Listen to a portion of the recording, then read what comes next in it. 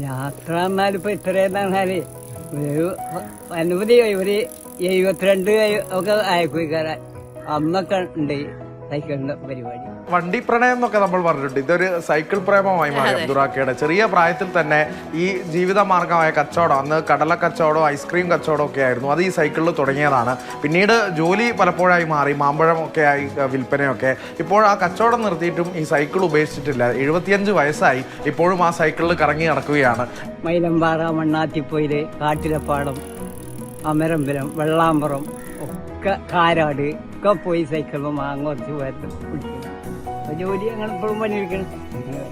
അബ്ദുറാക്കെ ഈ സൈക്കിൾ ഇല്ലാതെ ഞങ്ങളാരും കണ്ടിട്ടില്ല.